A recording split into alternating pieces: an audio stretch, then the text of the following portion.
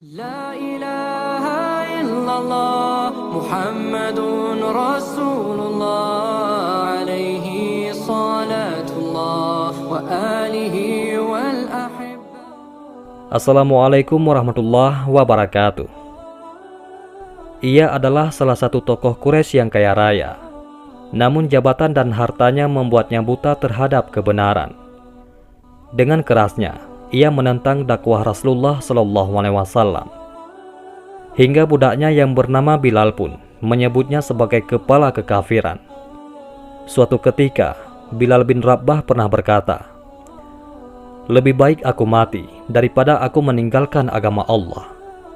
Meskipun aku ini budak milik tokoh Quraisy terkejam, yaitu Umayyah bin Khalaf. Umayyah bin Khalaf adalah pemimpin bagi suku Jumah, yaitu salah satu klan dari suku-suku besar Quraisy di kota Makkah. Posisinya sejajar dengan Abu Jahal dan Abu Lahab.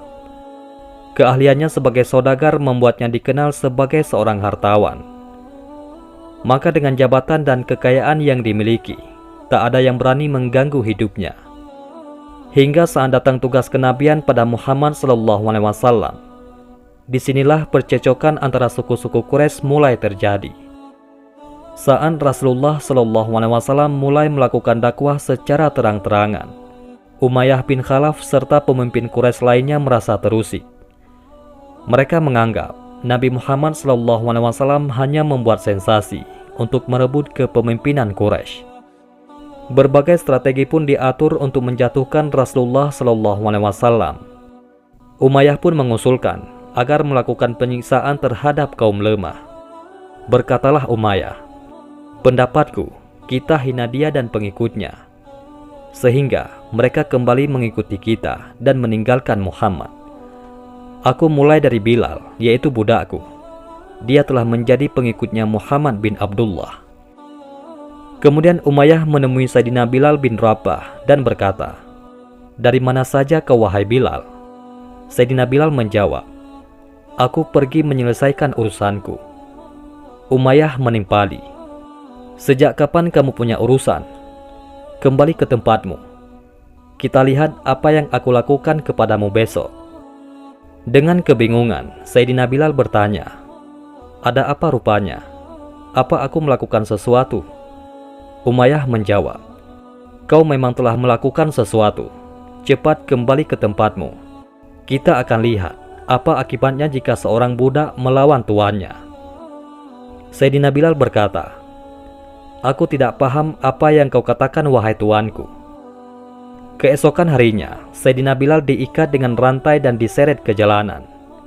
Namun, kebiadaban Umayyah yang memaksakan budaknya meninggalkan kepercayaan yang dibawa Rasulullah SAW sama sekali tak menggoyahkan iman Sayyidina Bilal bin Rabah. Umayyah berkata, "Kau harus tinggalkan agama Muhammad. Kalau tidak, demi Tuhan pemilik Ka'bah, aku akan membunuhmu." Sayyidina Bilal berkata, "Aku rela mati 1000 kali daripada harus keluar dari agama Allah. Allah yang Maha Esa." Sayyidina Bilal tetap istiqamah meskipun diancam. Umayyah bin Khalaf berkata, "Tinggalkan agama Muhammad dan kembali pada agama Quraisy." Bilal menjawab, "Demi Allah, tak akan aku lakukan meskipun aku dibunuh." Berkata Umayyah, "Maka aku akan membunuhmu." Sahabat mulia, yaitu Abu Bakar radhiyallahu anhu yang mengetahui perlakuan Umayyah, datang untuk membebaskan Bilal. Abu Bakar berkata, "Celakalah kau wahai Umayyah. Betapa kerasnya hatimu, kau tidak mengasihani orang ini." Kemudian setelah lamanya bertransaksi antara Abu Bakar dan Umayyah, akhirnya Abu Bakar membebaskan Bilal bin Rabah dengan cara membelinya dari Umayyah. Harta yang ditawarkan Abu Bakar membuat Umayyah dengan mudah melepaskan Bilal bin Rabah. Atas tabiat Umayyah yang suka mencela muslimin dan gemar mengumpulkan harta, Allah Subhanahu wa Ta'ala memberikan peringatan dengan turunnya surat Al-Humazah. Celakalah bagi setiap pengumpat dan pencela yang mengumpulkan harta dan menghitung-hitung dan mengira bahwa hartanya itu dapat mengkekalkannya. Sekali-kali tidak. Sesungguhnya dia benar-benar akan dilemparkan ke dalam neraka Hutamah. Dan tahukah kamu apa Hutamah itu? Yaitu api yang disediakan Allah yang dinyalakan, yang membakar sampai ke hati. Sesungguhnya api itu ditutup rapat atas mereka, sedangkan mereka itu diikat pada tiang-tiang yang panjang. Quran Surat Al-Humazah ayat 1-9. Akan tetapi, peringatan ini tak juga menyadarkan Umayyah. Menjelang musim haji, Umayyah dan pemimpin Quraisy lainnya kembali mengatur siasat agar pengikut Nabi Muhammad SAW tak kian bertambah. Maka saat musim haji tiba, Umayyah beraksi mempengaruhi jamaah yang datang agar mengabaikan ucapan Rasulullah SAW. Umayyah berkata, "Wahai masyarakat Bani Tamim, sesungguhnya Muhammad itu adalah ahli sihir. Dia memisahkan kami dari anak istri kami. Maka kalian jangan dengarkan ucapannya. Kalimatnya mengandung sihir yang mampu memecah belah kalian. Maka jangan kalian duduk bersamanya dan mendengar ucapannya." Tak hanya itu, Umayyah pun menantang Rasulullah SAW agar menunjukkan mukjizat untuk membuktikan kenabian. Umayyah berkata, "Wahai Muhammad, jika kau tak menerima apa yang kami tawarkan, maka sesungguhnya kau telah mengetahui bahwa kalian semua tinggal di negeri yang gersang. Maka mintalah pada Tuhan yang mengutusmu agar menjadikan gunung yang gersang ini sebagai sumber kehidupan. Berikan negeri ini sungai yang mengalir seperti sungai di Syam dan Irak." Dalam suatu riwayat dijelaskan, Rasulullah menjawab pertanyaan tersebut kepada salah seorang sahabat mulia. Kemudian sahabat itu menyampaikan kepada Umayyah, "Rasulullah mengatakan kepadamu, bukan untuk itu aku diutus. Aku datang untuk menyampaikan perintah Allah pada kalian. Siapa yang menerimanya akan mendapat kebaikan di dunia dan akhirat. Jika kalian menolaknya, aku akan sabar. Allah yang menghakimi kita semua." Umayyah berkata, "Maka buatlah gerhana bulan, sebagaimana kau yakini bahwa Tuhanmu akan melakukan apa yang Ia kehendaki. Kami tidak akan beriman hingga kau melakukannya." Sahabat mulia menjawab, "Rasulullah mengatakan kepadamu, semua kembali kepada Allah. Jika Dia mau, Dia akan lakukan.